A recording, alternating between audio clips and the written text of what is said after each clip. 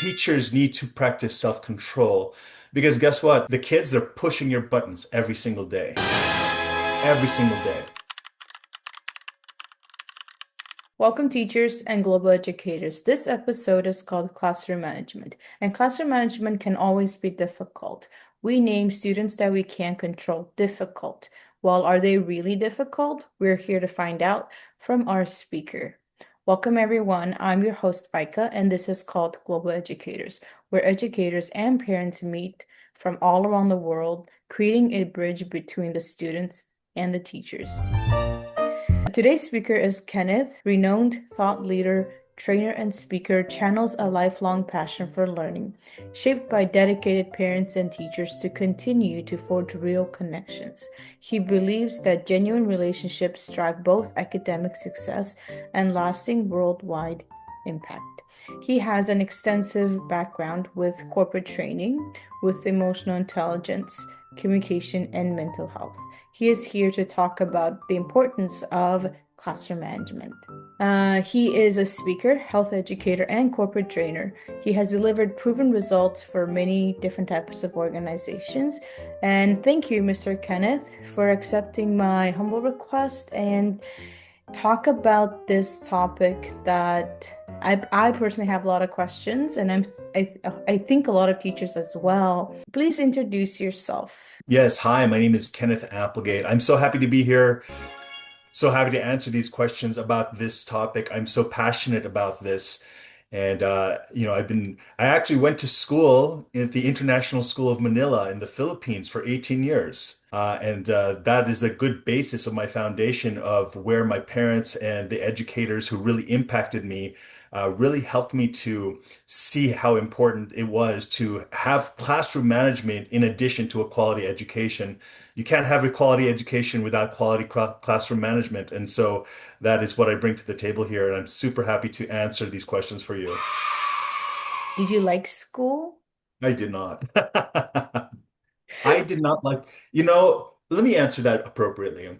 I did not like the idea of school if it was being taught from an authoritarian point of view, meaning if it was do it my way or else, if there was no caring behind it. Doing it that way, if it bred contention, if the teacher was being authoritarian and heavy-handed on a consistent basis, it was not productive for me. So I liked it, but then there were some teachers who had a different way of doing things, which is what we're going to discuss. They truly cared and they showed me unconditional positive regard in addition to conditional positive regard. And that's what we'll talk about as well. So there's a big difference between the teachers I really liked and the teachers that I did not. Thank you for sharing. Thank you for sharing. I think that's like important for anyone listening. So if you don't like studying, I think it's normal for Yes. teenagers to start not liking school. Would you say primary school was more fun for you? Definitely more fun. There were a lot more things to be excited about, a lot of newer things, and of course, primary school. There was not so much the hormones to deal with when you're in primary school. You haven't hit puberty yet, and of course, that's what makes high school a little bit more difficult with those hormones. Okay, so let's dive into our topic. This is classroom management. Let's first talk about effective ways to Absolutely. manage a classroom. Well, there are some effective ways. There's actually five effective ways. And so I'll dive into a little bit of them and we can talk about them a little bit later on. The very first thing, okay, very first thing is self-control. And you're thinking probably to yourself, yes, the kids need to have self-control, but I'm referring to the teachers. Teachers need to practice self-control because guess what? The kids are pushing your buttons every single day, every single day. And part of self-control is making sure that you understand that how you give your power away, when you give your power away is key. So you need to have that kind of self-control. You need to be caring, first of all, genuinely caring, and you need to understand that contention is going to be there all the time. The kids will continuously, excuse me, contention, not contention, conflict. Conflict will be there all the time, not contention. Conflict is actually inevitable. Contention, that's optional. It does not have to go to contention. And so as a teacher, we need to be calm. Calm is contagious. When it comes to dealing with our kids in the classroom, our self-control is the biggest driver of that. When kids know that they've gotten under your skin, you've lost. And so the point here is to have that calm, self-control, confident demeanor. The second part of this whole thing is classroom arrangement. You might think, wow, okay, uh, is your classroom arranged the same way throughout the whole year? Or do you change up your classroom arrangement every 4 weeks, every 5 weeks? Children actually need just enough stress or just enough anxiety. I know those are trigger words, but they need enough stress and enough anxiety to actually grow and progress and learn. And there are 25 different ways to arrange your rooms. There's also not just arrangement, but there's also colors and sounds to use and colors and sounds to avoid when arranging your classroom. So that's the second part of this. The third part is unconditional positive regard. It's very easy for us as teachers when a child does something well. My gosh, very good, 100% for your oral, for your oral assignment, or 100% for your test or your homework. 100%. Here's 5% bonus points. Very easy is for us to give them positive regard when it's based on schoolwork. But how much unconditional positive regard do we give them when it comes to their life? Maybe you can say, "Hey, Johnny, I heard that your brother won the championship for volleyball. How was that?" Or, "Hey, I heard that your sister plays lacrosse professionally." Or, "I heard that your mom and dad, your dad works for a nonprofit organization. Tell me more about that." Is your conditional and positive regard and unconditional positive regard even? Do you do it 50-50?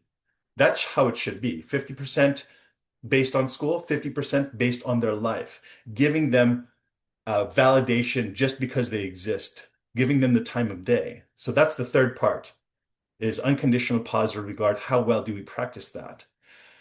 Number four is teach twos. Here's the biggest thing about teach twos. When we make rules, all of us have rules when we have rules for our classrooms, right? We come in, the kids come in and we tell them these are the rules. Follow the rules. If you don't follow the rules, there are consequences. The biggest problem with that is that they don't have any say over the rules. Have they created the rules with you? Have you guided them as they created the rules? So teach twos is something that's very, very important because it gives them ownership of with your guidance about how the classroom is run, what rules they can set up, what consequences that they can help create because they do not follow the rules. And so with Teach Twos, what you're doing is you're giving them choice and honoring their choice, whether it's positive or negative, and they help create that. So Teach Twos is a big component, is to help create those rules. The fifth part here is if they do not follow the rules, if they break some of the rules that they have helped to create, is to help them refocus. The biggest thing about this number five here, I want us to make sure we're understanding. We do not use number five unless we have mastered the first four. You absolutely have to master the first four before using number five. This is something that I teach. This is a whole day training that I usually teach, right? And so what we're talking about here over the next 45 minutes is a brief idea. But again, even if you master just the first four, your classroom will be absolutely changed if you master the first four. Number five, you only use that for disciplinary purposes, not as a punishment. I want us to make sure we're very clear. When they break rules, they know they've broken the rules, okay? We're honoring their choice to break the rules. But we do that through a process called refocus. And there are three phases within the refocus. How many of us do this when we're in the classroom and somebody is being very annoying? Let's say, let's say Mary is making a tapping noise with her pencil. It's annoying, but I want us to think about three things here. Three things. Is the integrity of the classroom compromised? Because we want to ask ourselves, okay, can I still teach, even though that's annoying? If the answer is yes, then good. The second question is, Can that person who's making the annoying noise still learn? The third one is, can everybody else still learn? If the answers to every one of those questions is yes, then don't let it bother you. Keep teaching. All too often, teachers allow the smallest disruptions to interrupt the teaching. And this is what we want to do. This is part of our self-control. Okay? Because if you can still teach, if they can still learn, all those kids, keep teaching. Don't let it annoy you. Now, if there are and one of the things that does, if it does interrupt our teaching, then we can ask the question, if it's a no to any one of these, I cannot teach anymore, or these kids cannot learn, then we give them an action. It's a startup or a shutdown request. So if Mary is tapping her pencil, we say, Mary, I need quiet hands, please. That's a startup request. Or you can say, Mary, please stop tapping your pencil. But which is more effective? Both are effective. But a startup, when you say, Mary, I need quiet hands, please, it pushes the expected behavior that you want. Then you can wait 3 to 7 seconds and find out if Mary has stopped doing that. And then if she continues to do it, we say, Mary, please go to refocus. You only give her one chance. And we'll talk a little bit about that later. But those are the five right there. So I like each four. How do we master the first four? See, this is a very good question. Self-control, this is a matter of, do you know yourself well enough to understand your own triggers as a teacher? What annoys you? This is part of that self-control. Do you give your power away very easily? Do things anger you easily, upset you easily, distract you easily? Part of self-control is not just about managing these emotions, but it's also about what distracts us. And so that is one of those things with self-control. It's understanding where and how we give our power away. And do you have to? Part of doing that, by the way, is making sure that we take our power back. So, for example, how many of us have had a student say, "This is boring. This is stupid," and we get All the derailed all time. the time? How many of us respond with getting derailed, right? And we say, "No, this is not dumb. This is absolutely educational." Guess what? You've fallen for their trap because guess what? They want to derail you from actually teaching, and they're doing it. How we do this, okay, there are diffusers. I'm going to give you four diffusers of self-control. If somebody says, hey, this is stupid, one of the diffusers is this, probably so, and then you keep teaching. Another diffuser, if they say, this is dumb, you can say, there's actually 100 different diffusers, but another diffuser is, there's probably so, uh, and you can use that continuously, right? But what you're doing when you're doing these diffusers is acknowledging that you've heard them, but also at the same time brushing it off. Like probably so, and then keep teaching. Now, are you going to let it go? No, you don't let it go. Part of self-control is understanding when to discipline. Discipline is not just, we're not talking about not disciplining the kids. It's about when to discipline them. They're trying to take your time. You discipline them at their time. So if they're going to recess, you say, hey, Johnny, come over here. We're going to talk about what you did earlier. I have to go to recess. I have to go to my class. That's okay. We're going to talk about it. They were trying to take your time. Now you're trying to take their time. How many times do you think before they stop doing any of those things to disrupt you when you're going to take their time? So that is mastering self-control. There are many different levels to that, right? It just depends on how your personality is, what you respond to or react to, what you are triggered by. Classroom arrangement is fairly simple, right? It's a matter of understanding where your power is in the classroom. Are you, is the door behind you, and are the students facing the door, for example? They can easily get distracted. Are you in front of the class? Are the students facing you? How is your arrangement in the classroom? Is your classroom arrangement in a circle, for example, where you're in the middle and they're all facing you? Do you rearrange the classroom enough times to where you are separating groups of kids who are disruptive? And you're doing it for everybody, maybe every 3 weeks, every 4 weeks, to keep them guessing, oh my gosh, how is she going to rearrange the classroom this time? So classroom arrangement is one of those things where you understand what colors calm kids, what sounds calm kids, what arrangements are less disruptive, what gives you the most power on everything. When you have kids who are facing windows and who are facing open doors, they're more prone to distraction. Third part, UPR. Sometimes some of us have a hard time with unconditional positive regard because we're there to teach. But we have to care. This shows us how much we're actually caring. Remember, I told you caring is key. That's one of the main components here. How much do you actually care about your kids outside of the classroom? When you see them in the grocery store, do you say hi to them? Do you say hi to their siblings, to their parents, to their family? Do you have a sense of humor you can use when doing this unconditional positive regard? There are many different ways to care for those kids and to make sure we are praising them and giving them some sort of a praise or acknowledgement that they exist out of class.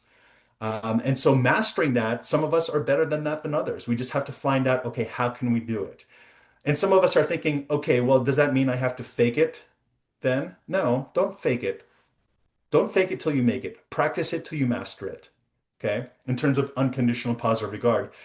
The teach twos, that's a little bit more complicated because again, we're trying to create rules, but we're doing it in such a way that they understand. So let's do a simple one, raising of our hands, for example. Maybe this is a thing for you, maybe it's not.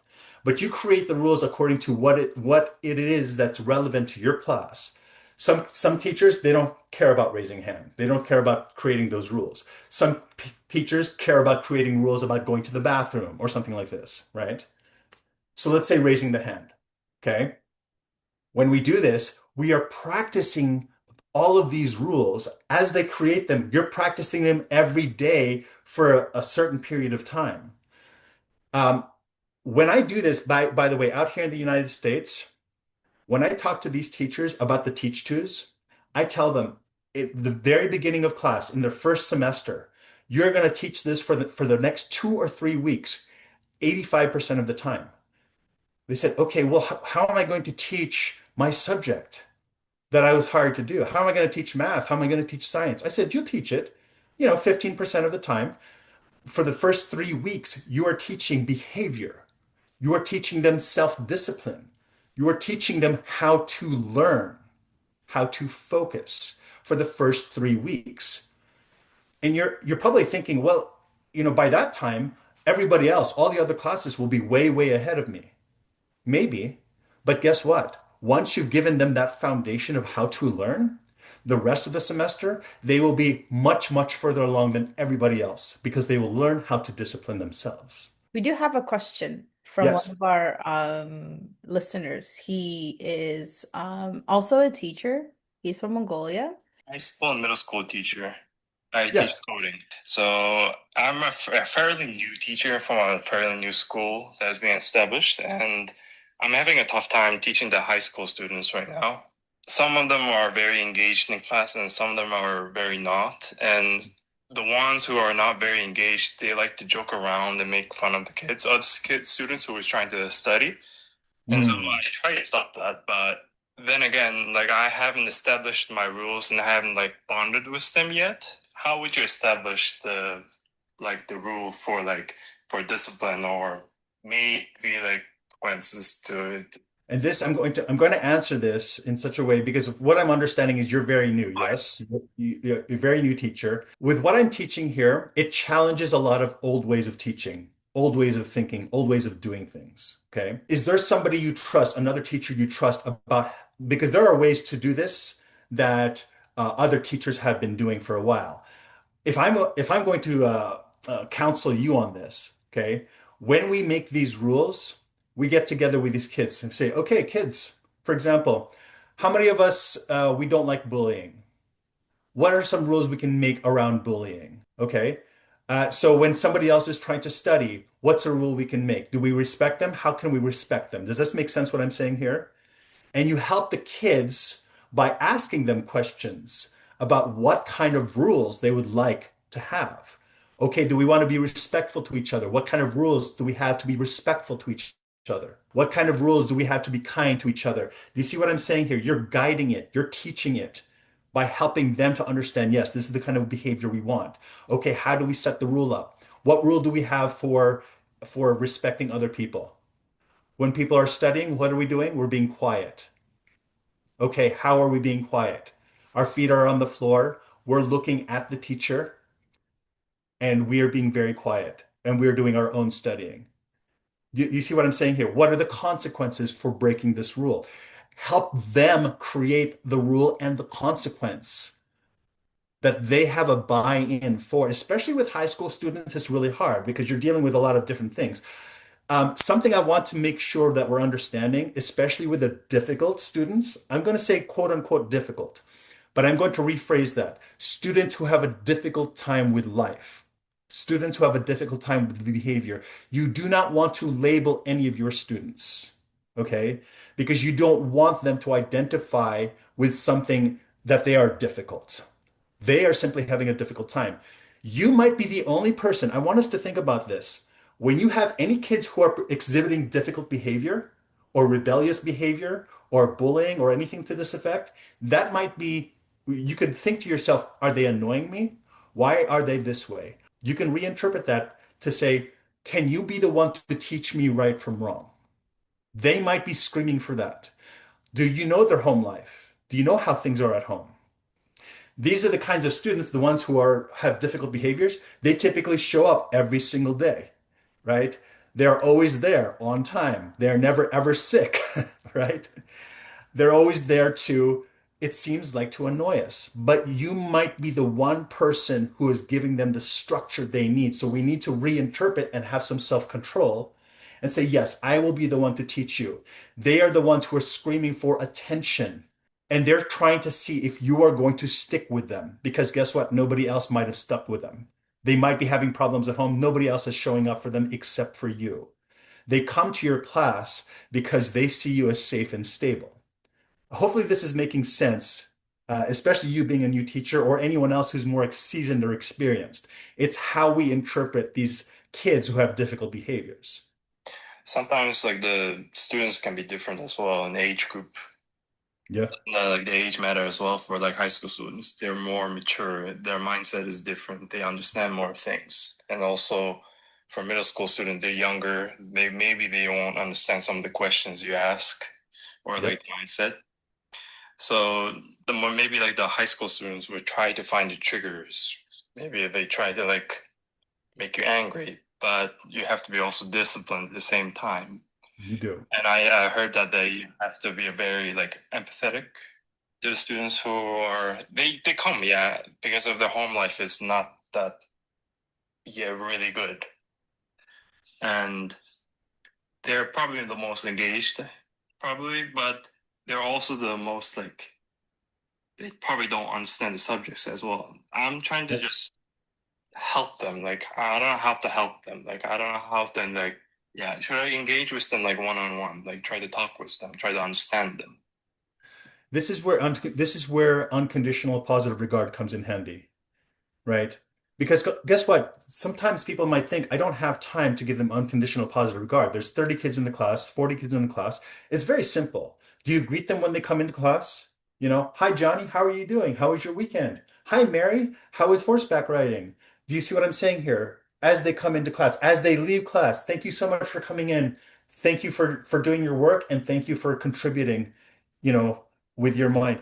It's easier when you start doing that, it starts breaking things down. They start feeling validated. They start feeling praise. It might take a while. So we have to be patient. This is part of our self-control, right? Because sometimes, for some kids, after two or three times of you giving them unconditional positive regard and connection, they are willing to connect. For some other kids, it may take 15 or 20 times for them to actually connect. And we cannot get frustrated with that. We have to have enough self-control to put our ego aside, right? And continue showing up for them because they're trying to test us. Thank you so much for those 5 steps, 5 simple steps. But like you said, even though it might be simple for some, like you said, like all four, like maybe I can do 2 and 3, but someone else can do one better than me, right? So So, that's why we have these webinars, so we can yes. all learn from one another. And the next thing is that what are some wrong ways? that we may be unintentionally blocking or hindering our connection with our students? Okay, thank you for this. I love this question. I want us to all consider something. Think to yourself, what is your classroom management approach currently? There are three ways that we typically have a classroom management approach. The first way is the authoritarian way. That sounds very much like what it means, like my way or the highway. I make the rules, you do what I say. Let me ask you a question. If that is the way you manage your classroom on a consistent basis, do you think there's much learning going on? No. When No. you do it on a consistent basis, you get resentment, you get rebellion. If you have no relationships, let's remember this. Rules without relationships equals rebellion. Rules without relationships equals rebellion. So Wow. something I want to make sure that we're understanding here. Yes, and so again, authoritarian on your consistent basis, you don't want to do that. You want to. Is it necessary? Sometimes. Yes, sometimes. Sometimes. The third or the second classroom management uh, approach is the permissive style. Permissive style is typically just do your work, don't bother me. I'll teach the thing, but don't bother me. Don't have a relationship with me. I don't really care too much. Maybe these are sometimes the substitutes. Okay. Maybe you went away for vacation for 5 days and then you come back to your class and it's chaotic. It's because the substitutes are probably very permissive. They're like, I don't care. Do your homework. If you do your work, if you're quiet, I'll let you out 10 minutes early. There's no structure. But at the same time, if that's done on a consistent basis, how safe is that to the kids? There's no structure, they're not learning, right? It's not very safe anymore. The third approach is what we want to make sure we're focusing on, the authoritative style. Authoritative is different from authoritarian. Authoritative means you are giving children choice and you are honoring that choice. You're giving them enough rope to burn themselves, but not enough to hang themselves. You're trying to help them make sure that they are self-reliant as much as possible, learning from their choices, whether they're positive consequences or negative consequences. You are helping them to do that so they can think for themselves, so they can choose more effectively for themselves. So when you ask the question, what is a wrong way to do it? Authoritarian on a consistent basis is the wrong way. Permissive on a consistent basis is the wrong way because there's no caring in either of those, right? Authoritative is the way to approach it. And next part, I do want to talk about positive discipline. So, guys, stick around. And is positive discipline destroying the next generation? I'm not here to bash anyone. Yes. I respect all the elders. But Yes. like, how can we, let go of some traditional ways, but still Hmm. blend it with modern? But to answer your question, I want to ask this, right? Because that's, again, when I talk to you about a lot of my teachers, a lot of them were authoritarian. Okay. They're nice, but still authoritarian. But the ones who are authoritative were the ones who are drawn to the most. I want to make sure that I want to point out, you talked about modern ways.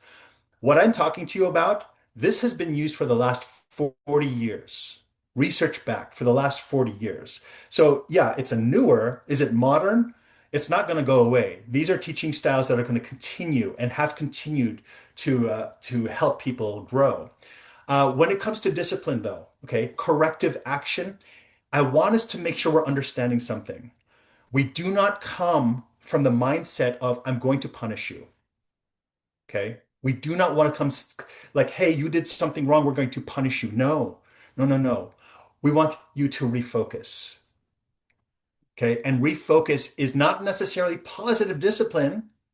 Okay. It's a different way of looking at it. It's helping the child refocus by helping them to understand what they were doing. You're asking four questions when you help them to refocus. What was I doing?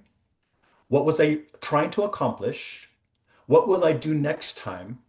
Are you ready to come back to class? Four simple questions that either you're talking to them about, or if they're old enough, they're actually writing it out.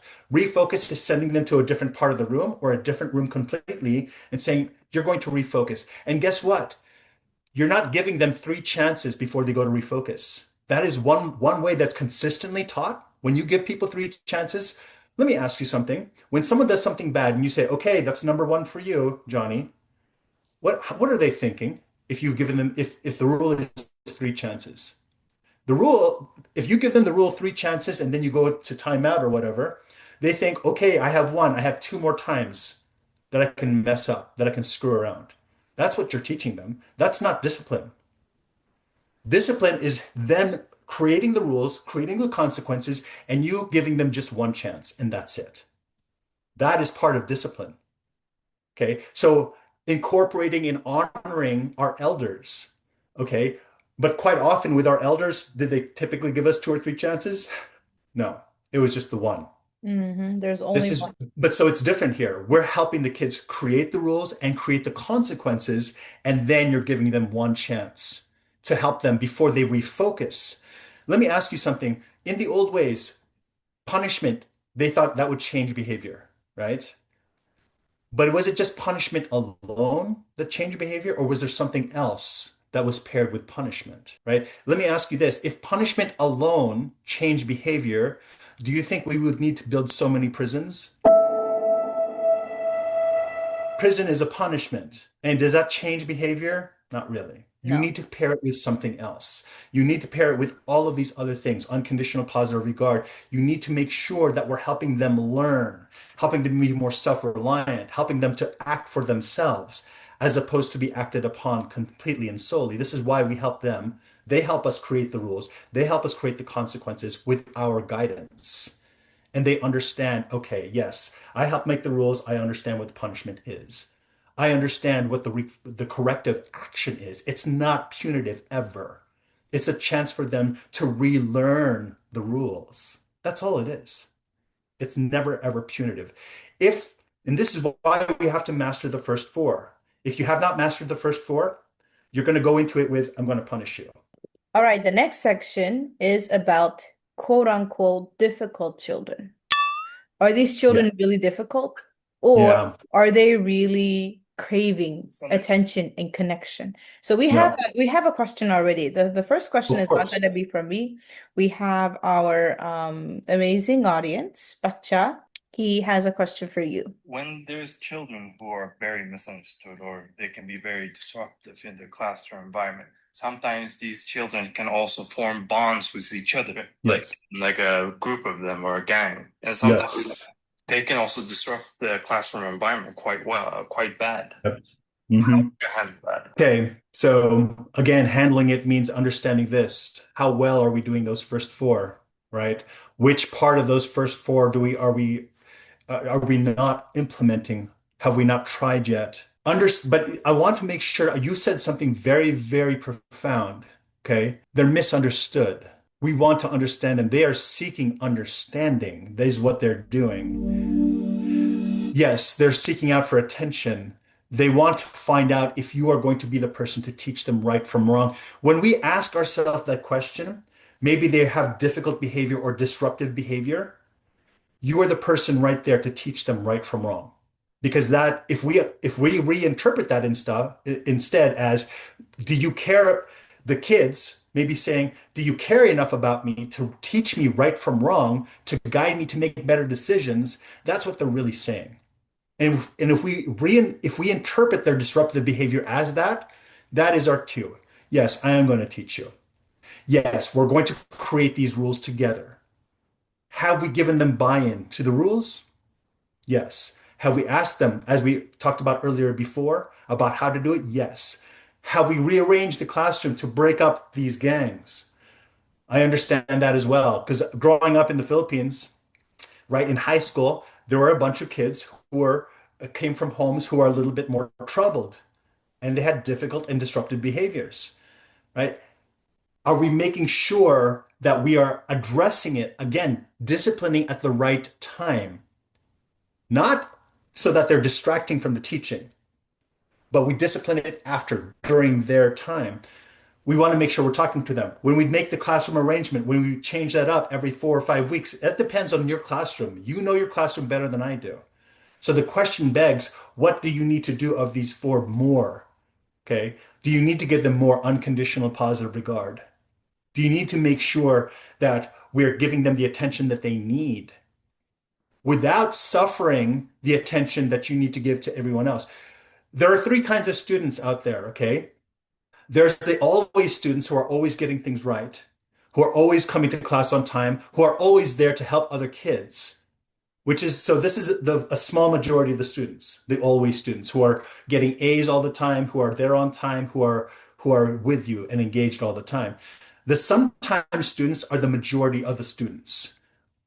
Sometimes they're getting it right, sometimes they're not getting it right. Leverage and use the talents of your students to help create a more engaged culture in your classroom. Okay, if Mary is really good at math and Jonathan is not very good at math, have Mary help Jonathan. You are doing two things. You are appreciating Mary and you are helping Jonathan. You're saying, yes, I'm helping you, Jonathan. I understand. And Mary's going to be the one to help you. You are creating different bonds with children who otherwise would not connect. There is the third category of students. Those students are the never students. They never get it right. They're never on time. They're never respectful, but they're also never sick. So they're always there to try to annoy or disrupt. But they're the ones who are calling out for attention. Why do they come? Do they have to be there? Maybe they don't, but why do they come to your class? There's a certain amount of respect there. And so when we interpret that differently, they're challenging you to say, yes, this is the right way to behave. This is why we talk about these five elements. And this is why those teach tos are very, very important. When you give them an opportunity to contribute and to own what's going on in the classroom, they will respond much better. It may take a while. So remember, we have to cultivate patience. We have to exercise our self-control. Like, I want to tell the teachers, I just want to say one thing. If I'm wrong, you can correct me. We Certainly. cannot entertain students every second, nanoseconds, minute of the class. Yeah. Because, again, especially if it's a large class, like 50. Yes. If it's Yes. one-on-one, we could probably like, fill in any gap with jokes or like anything, Yeah. but to make be funny every second is, I personally think it's impossible. There are some Right. people who are like naturally just really funny, but not every Yep. teacher is funny. So No. is it okay for us to give them space to be bored, or should we be stimulating and entertaining them? I want us to understand something. It doesn't matter if I'm doing corporate trainings or if I'm doing classroom management, one thing remains the same for humans, okay? You cannot make everyone happy. Do not try to. When you try to, you will lose. When you try to make everyone happy. Now, when I say you can't make everyone happy, can you try to? You know, it's again, you have so many different personalities, so many different attitudes, so many different mindsets. You cannot. You simply cannot do that. All your job is to be the calmest, most confident teacher you can be, doing what you're doing, and do not allow yourself to be derailed. Which is why when it comes to disruptive students or students who are saying, I'm bored, this is stupid. Okay. Again, we have those diffusers, probably so. And then you just keep teaching. Okay. Nevertheless, maybe somebody else says, Mr. Jones doesn't do it that way. Nevertheless, and then you just keep teaching. You Mhm. acknowledge them for 1 second, but you still keep teaching. At the end of the class, hey, Jonathan, come over here. Let's talk about what you talked about. You said you were bored and, well, I have to go to class. No, let's talk about this. Well, I really have to go. My friends are there going to lunch and stuff. Let's talk about this. They were trying to take your time. You're taking their time. So being bored, they're just trying to derail you. Understand what they're trying to do. They're trying to distract you, right? They're trying to get you off the teaching track. The whole point of what we're talking about is for you to keep teaching, maximum teaching time. And part of that maximum teaching time, again, is making sure that they have proper behaviors in the very beginning. Some of you are thinking, well, it's halfway through the class year. Great. Reintroduce and say, we're going to look at some of our class rules. Take 30 minutes and let's find out how we can make these class rules and get their input. It's never, ever too late. So being bored, is it beneficial for the student? It's beneficial for them to understand their place. Some of us give way too much power to the kids when they say something. They challenge us. Well, this is stupid. You don't know what you're talking about. Guess what? If it's a fifth grader, if it's a child, whatever it is, that's take it for what it is. A fifth grader, a 10-year-old who's talking, trying to derail you. Why do you give so much power to a 10-year-old? Right? And so is being bored beneficial for the student? Some students, again, we know that there are many learning disabilities out there. Do they belong in a class that's more specialized for learning disabilities, or are they just trying to derail you? Should you always try to be stimulating them? No, it's simply a matter of understanding how to control ourselves. So let me ask you a question here. When you're saying these things, usually when I have teachers come up to me and they say, "What do we do when you have a bunch of class, the students who are being very noisy, being very chaotic? How do you calm them down?" I ask them the question, how do you calm them down? Well, usually I'll have to get my ruler and smack the table really loud and get this class, class. Oh, I said, oh, okay, you're adding to the chaos. That's all you're doing. How about being calm? When everyone's rowdy and it's time to teach, come up in front of them, smile. Don't say anything.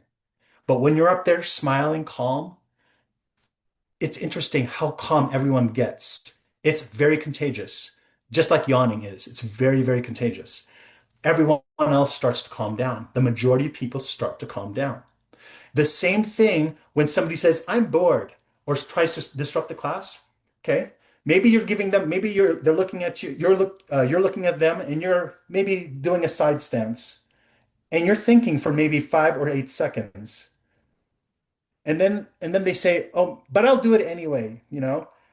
You're not, all you're doing is you're thinking of the appropriate way to respond to them, but maybe they're thinking like, "Wow, they're going to give me a big punishment." You know what I mean? Sometimes it's a psychology of understanding where the student is coming from. They don't know what's going on in your head, but you know that all you're doing is being quiet. Silence is very powerful, by the way. How many of you use silence a lot? So hopefully this answers the question about being bored, right? You cannot make everyone happy. You can try to, but again, understand that kids will be kids, people will be people. hmm So neurodiversity is a huge part of my podcast. I'm a huge advocate for neurodiversity, different Mhm. neurotypes, and I think it's still the same. Would you say it still applies? The five that you mentioned, does it still apply to any neurotype? This is a very interesting question. We're seeing this more and more. And does it still apply? Well, once you master these and when you apply these four, right, and master those, you will find out who is more on the one end of the spectrum or the other, who need different attention. But for in general, you'll be able to know what that is, once you've mastered these. Mastering these is one of those things that I'm not necessarily an expert, right, in the neurodiverse audience. Okay, so making sure we understand that what I am a subject matter expert in is teaching classroom management. I have 7 kids. They're all adults now. They're all out of the house. But when I was going through them, and half of them are neurodiverse. So while I'm not an expert in teaching it or knowing it, I do have children who are on that spectrum. And we didn't send them all to the same school. Some of them had to be homeschooled. Some of them had to have a special teacher because they did not thrive with other kids because the distractions, they were overstimulated. So we had to understand. I have a neurodiverse nephew. He's 7 years old. He does not go to school. He interprets the world very, very differently. So you're going to understand, okay, the school is not the best environment for him. It's actually, and he'll be disruptive because he's bored, right? Because he's very much like a Rain Man, He's very brilliant. He knows higher mathematical computations. He knows the capital of every state in the United States, of every country in the world. He knows their flags. He knows all of it. He's 7. Okay. But when he goes to traditional school, he's very bored. He doesn't care. He's not challenged enough. So you'll know by applying these who needs more of that special attention to be challenged in a different way. So hopefully that makes sense. This kind of leads to the next question because, we, like you said, it's impossible for us to please everyone. We probably teachers unintentionally we become biased. We don't Yes. understand their perspective because if I am not in that student's shoe, I Yes. I don't understand. I don't know what they're going through because Yes. I don't have the same upbringing. But Yes. are biases inevitable, or are there any ways, small tricks and tips for us to avoid being prejudiced and biased? Yes. So let's think about this. Prejudice and bias doesn't necessarily connote a bad thing, right? You can be positively prejudiced or positively biased towards somebody, or negatively biased or negatively prejudiced against somebody. So we want to make sure that we're understanding both of those sides of being prejudiced or biased. The thing about being biased, and let's talk about the negative part of things, right? Sometimes students will perceive that, oh, you have your favorite, right? Yep, I hear And that. again, say it again. I've heard that when Yes. I personally don't favor anyone. Mhm. I tell everyone that I respect everyone. So let's talk about biases. Let's just talk about, for example, maybe we have the one child, right, who comes into our class. Okay, it's 10 o'clock, and Michael is going to come into my class, and Michael is has a lot of problem behaviors. But I want to ask us this question. When we see Michael, are we triggered to be on the defensive because we know that Michael is going to cause trouble and disrupt? Because that's how he's been doing it in the past? Or can we erase the past and think to ourselves, because again, this is part of self-control as educators. Can we expect Michael differently? This happens all the time with anything, right? Whether we're at work, whether with our students, whether we're at home.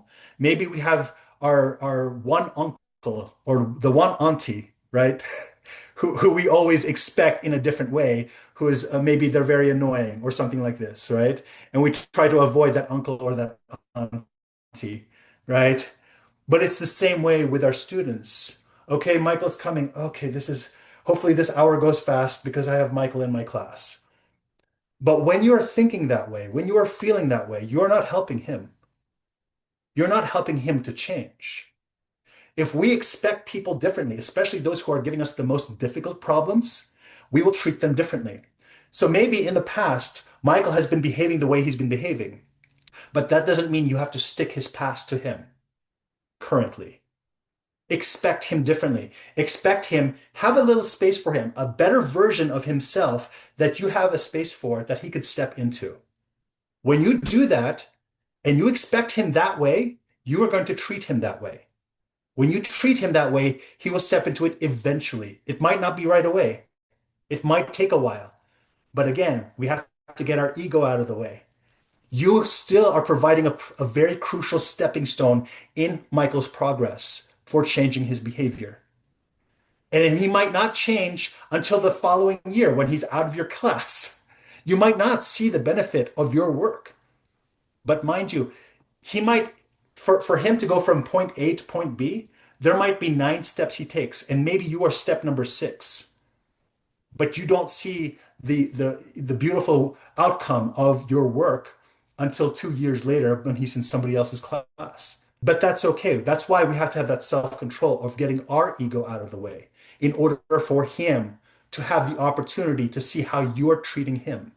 This is how we can avoid bias. This is how we can expect people better. Do you have any tips for classroom management for online virtual learning? So online and virtual learning provides an additional challenge, right? The additional challenge is, well, first of all, is everyone else online? Can you see everyone else when you're doing online teaching, or do you not? Right now, I can see your face, right? I can see facial expressions. I can see micro expressions. I feed off of that. Especially if I'm live in person, I feed off of that. That's a different energy. But when we have a screen between us, that energy is lessened, right? Especially if I don't see other people. So when I do virtual, what I do, half of my trainings that I do are virtual, and the majority of the people do not show their faces.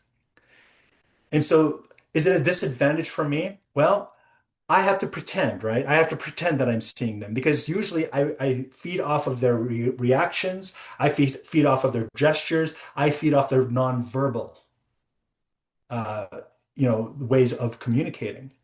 And so it's hard to do that. And I can understand where these teachers are coming from because they don't have that in-person dynamic that lends itself to understanding, okay, am I on the right track? Are the people paying attention? Are people missing something? Do I need to clarify anything? Which is why when I do my teachings, when I do my trainings online, I'm always asking, does that make sense? Do you have any questions? Is there anything I need to clarify? You know, especially when I'm not seeing them. But the thing about, especially with public speaking, whether it's in person or whether it is, especially virtual, when I'm not seeing people, I have people who I am seeing, right? When I am teaching. I see people right here. I see this student. I see that student. I see this student. Because I have to, for me, that helps me to make it more personal. That helps me to make it more I'll take a live class that I taught last week and I'll pretend they're in front of me all over again. So hopefully this is making sense, right? We still have to be as present as possible with our body language, with the way that we're teaching, by seeing that people are actually in front of us, even if we don't see them. So it's really difficult for I think English as a second language and for teenagers. They're very shy for about being judged by other students. So they're Uh, very cautious about their pronunciation. The yeah. English is really good, but they don't want to turn their mic on and speak because they're scared of other students might, judge their English and like Ah, this is probably like more like a, like an English like an our problem on this side of the world problem. yeah. But yeah, Yes. yeah. Okay, it's not just your side of the world. I just want to say this, okay? It doesn't matter if it's ESL and people being shy about not coming on the mic or anyone else. I always tell people in the very beginning of any trainings, I always tell them this, please share your comments, ask your questions, even if you think it's a dumb question, okay? Because I always tell people you all have value. Every one of you has a very different perspective that could help somebody else in the class. Somebody else might have unaware of a certain perspective or a certain principle or a certain concept, but because you spoke up, you have enriched their lives. Everyone has that value. That's how I start all of my classes. I get so much engagement because of that. And I tried it before. I didn't have that and not very much engagement. And then I encourage people, you have value. You're going to enrich somebody else's life. People speak up more. That's amazing. That's amazing. Thank you so much, Mr. Kenneth. I think that was a lot. I don't have any more questions, but Absolutely. anyone watching the video, if you have questions, you can leave it in the comments and we can do a part two if you want Mr. Kenneth to Yeah. speak. Absolutely. And I mean, this is something that I do. My website is kennethapplegate.com. I'm largely in the US. A lot of the schools and the school districts, they have me come in and do a whole day training. Mhm. But I'm open to going overseas if I need to, Yeah, or doing it virtual.